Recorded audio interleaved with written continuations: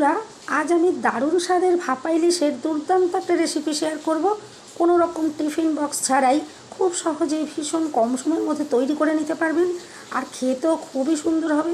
গরম গরম ভাতের সাথে ইলিশের এই রেসিপিটা হলে আর কিছুই লাগবে না। চলুন আর কথা না বাড়িয়ে রেসিপিটা শুরু করি। নমস্কার বন্ধুরা, আমি পাপড়ি, পদ্মাবতী কুকিং শো চ্যানেলে আপনাদের সবাইকে স্বাগত। ইলিশ ভাপা তৈরির জন্য প্রথমেই দেখুন এখানে আমি 7 পিস মাছ নিয়ে নিয়েছি, আর মাছগুলো আগে থেকেই আমি খুব ভালো করে ধুয়ে রেখেছিলাম। এরপর আমি এখানে দিয়ে দিচ্ছি নুন হলুদ দেওয়ার পর খুব ভালো করে মাছগুলোর সাথে আমি এভাবে দেখুন মাখিয়ে নিচ্ছি, যাতে প্রত্যেকটা মাছের গায়ে খুব ভালোভাবে মাখানো হয়। আর এরপরে দেখুন আমি এখানে উপর থেকে দিয়ে দিচ্ছি একটু কাঁচা সর্ষের তেল, আর তেলটা দেওয়ার পরে খুব ভালো করে মাছগুলোর সাথে আমি মাখিয়ে নেব।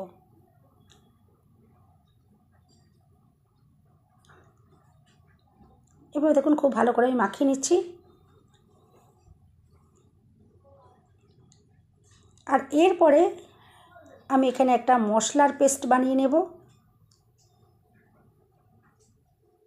তার জন্য একটা মিক্সি জার আমি এখানে দেখুন নিয়ে নিলাম।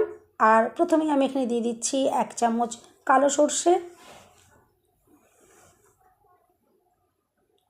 আর দিয়ে দেব 1 চামচ সাদা সর্ষে,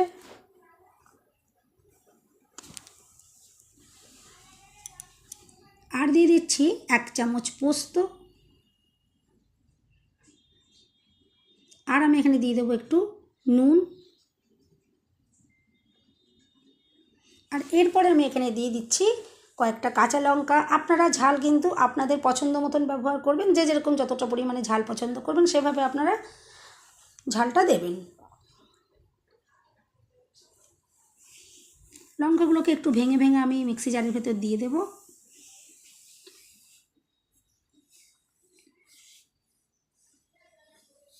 আর এরপর আমি এখানে দিয়ে দিচ্ছি 2 চামচ টক দই। এরপর একটা পেস্ট বানিয়ে নেব। দেখুন পেস্ট আমি রেডি করে নিলাম।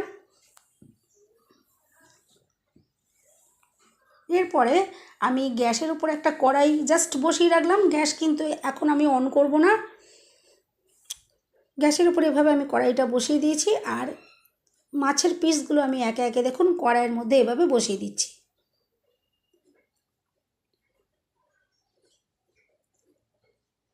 আর বন্ধুরা, এই বর্ষার সিজনে এখন কিন্তু প্রচুর বাজারে ইলিশ মাছ পাওয়া যাচ্ছে। অবশ্যই কিন্তু অন্যান্য রেসিপির মতো এই রেসিপিটাও আপনারা অন্তত একদিন হলেও ট্রাই করে দেখতে পারেন। আমি আশা করছি এই রেসিপিটা কিন্তু আপনাদের খুবই পছন্দ হবে। বাড়ির প্রত্যেকেরই কিন্তু এটা ভীষণ ভালো লাগবে।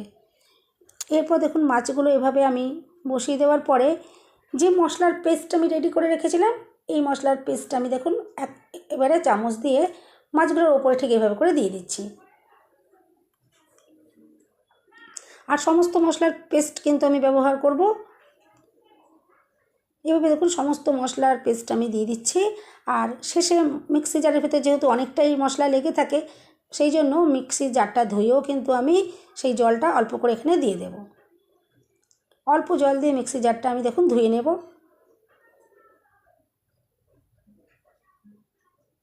আর এরপরে একটা চামচ দিয়ে মশলাটা আমি ভালো করে দেখুন মাছের ওপর দিয়ে এভাবে একটু ছড়িয়ে দিচ্ছি, যাতে প্রত্যেকটা মাছের পিসের মধ্যে মশলাটা খুব ভালোভাবে মাখানো হয়। এভাবে দেখুন একটু ভালো করে আমি মশলাটা মাখিয়ে দিচ্ছি মাছগুলোতে।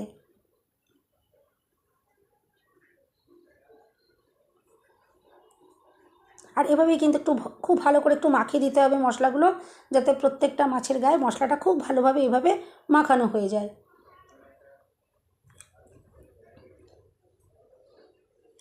আর এরপরে আমি এখানে দিয়ে দিচ্ছি একটু ওপর থেকে আমি দেখুন সর্ষের তেল দিয়ে দিচ্ছি। আর এই তেলটা কিন্তু অবশ্যই কাঁচা সর্ষের তেল দেবেন, তাহলে কিন্তু এই ভাপা ইলিশের টেস্ট কিন্তু খুবই অসাধারণ হবে। এভাবে দেখুন আমি তেলটা দিয়ে দিলাম।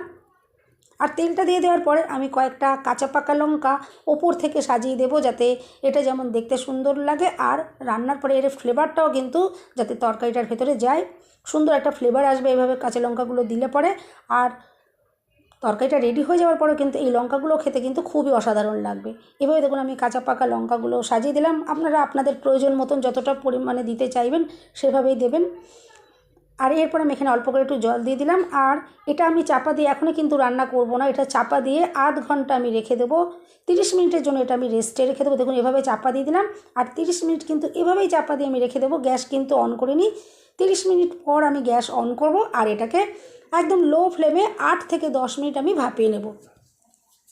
দেখুন আমি এটা 8 থেকে 10 মিনিট মতো ভাপিয়ে নিলাম, আর এখন কিন্তু ভাপা ইলিশ একদম রেডি হয়ে গেছে।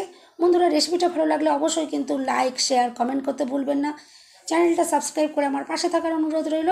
বেল বাটনটা ক্লিক করে রাখবেন, যাতে আমি যখনই নতুন ভিডিও আপলোড করব সঙ্গে সঙ্গে নোটিফিকেশান সবার আগে আপনি পেয়ে যাবেন।